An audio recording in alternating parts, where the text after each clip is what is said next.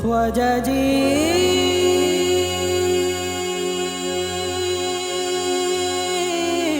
خواجہ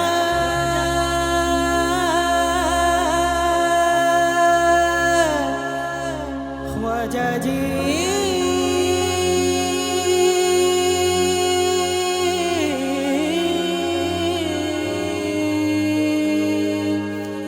خواجہ جی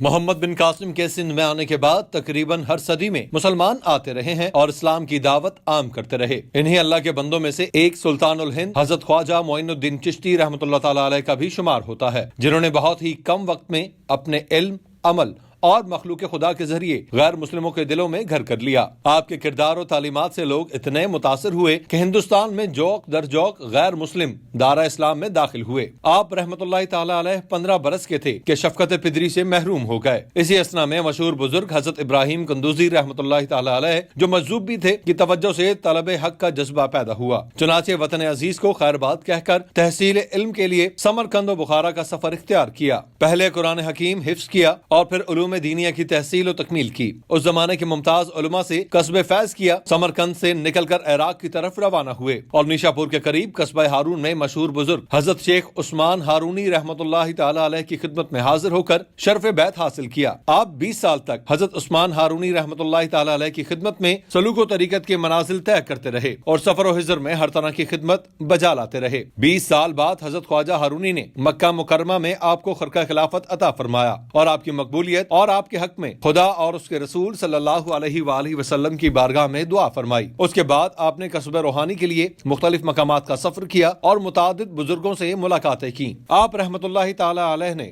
مدینہ الاولیاء ملتان شریف کا رخ کیا. کچھ عرصہ یہاں قیام فرما کر زبان پر عبور حاصل کیا اور اولیاء ملتان کے فیوز و برکات اور روحانی دولت سے مالا مال ہوئے. اس کے علاوہ دہلی اور اجمیر کے حالات و واقعات کے بارے میں معلومات حاصل کی تاکہ دین اسلام کی ترویج و اشاعت کے لیے مستقبل میں کوئی لا عمل ترتیب دیا جا سکے. آپ رحمت اللہ تعالی علیہ نے اجمیر کو دین اسلام کی تبلیغ کا مرکز بنایا. لا تعداد کتابیں آپ کی طرف منسوب ہیں. انیس الارواح، رسالہ و رقصہ بفیض، دلیل العارفین. ان ملفوظات کے مطالعے سے پتہ چلتا ہے کہ خواجہ صاحب کے نزدیک اہل سلوک کا ہر قسم کے صدری و معنوی اخلاق کا حامل ہونا ضروری ہے، کیونکہ آپ کے نزدیک تصوف نہ علم ہے نہ رسم بلکہ مشائخ کا ایک خاص اخلاق ہے جو ہر لحاظ سے مکمل ہونا چاہیے. آپ نے آخر وقت تک اجمیر ہی میں قیام فرمایا اور یوں تقریباً نصف صدی تک ارشاد و تلقین، اشاعت اسلام اور ہزاروں مریدین کی تعلیم و تربیت کرنے اور یاد حق میں سرگرمی سے مشغول رہنے کے بعد وصال فرمایا. دائی اجل کو لبیک کہا. آپ نے سلطان التمش کے دور میں وصال فرمایا. وفات کے وقت سن شریف 97 سال تھا. آپ کی تعلیمات کا فیضان آج تک جاری و ساری ہے. یہی وجہ ہے کہ آپ کی درگاہ کی زیارت کے لیے زندگی کے ہر شعبے اور طبقہ فکر کے لوگوں کا ہجوم رہتا ہے. آپ رحمت اللہ تعالی علیہ کا سالانہ عرس پاک 1 رجب سے 6 رجب تک انتہائی شایان شان طریقے سے منایا جاتا ہے، جس میں دنیا بھر سے لوگ عرس کی تقریبات میں اور آپ رحمت اللہ تعالی علیہ کے آستانہ عالیہ پر مسلم، ہندو، سکھ، عیسائی تمام مذاہب کے لوگ عقیدت و احترام سے آتے ہیں اور وہاں سے فیض پاتے ہیں.